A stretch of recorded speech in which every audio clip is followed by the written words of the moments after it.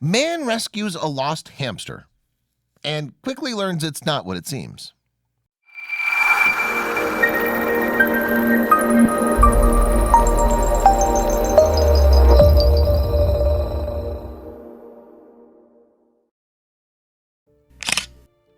For most of us, there are maybe three things we would get out of our cars for during the thick of a Norwegian winter: a substantial pile of money, a well-heated restaurant, or to rescue a tiny infant or creature who may be in peril.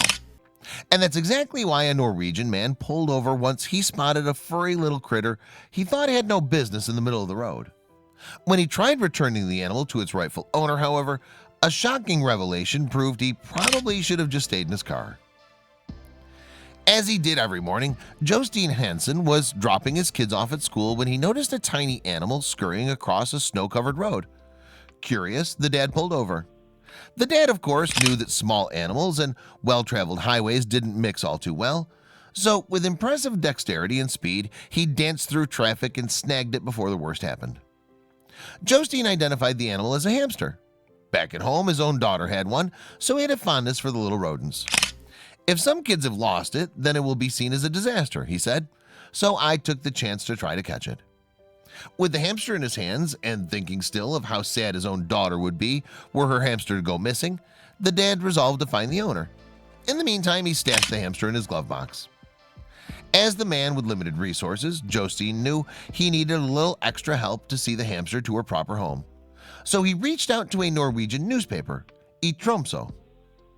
Assignment editors passed the story on to Sanna Drogset Borstad, who couldn't help but frown when she learned she'd be spending her next few hours looking for a hamster's owner.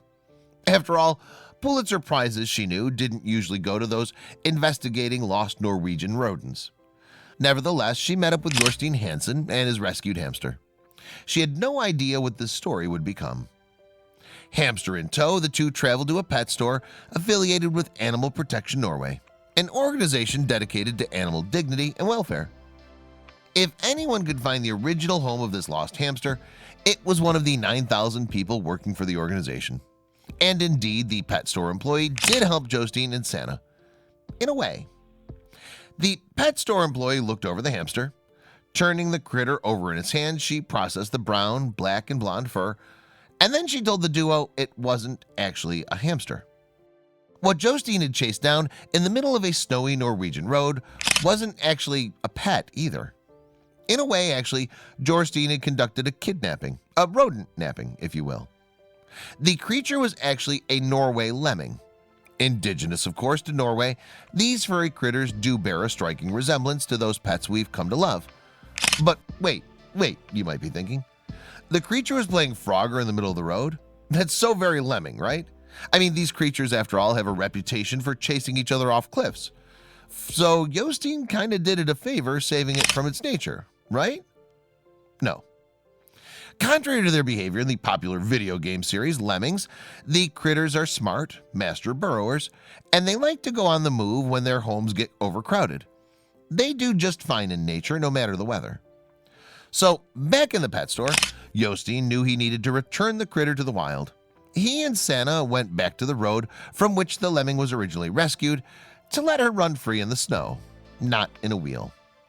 Then, in the middle of a dark and dreary day, the duo released the lemming, waving at her as she made her way back home. Those involved couldn't help but laugh. They'd been part of the world's most bizarre mistaken identity case. Sanna may not have won a Pulitzer with her story, but she was smiling by the end of the day.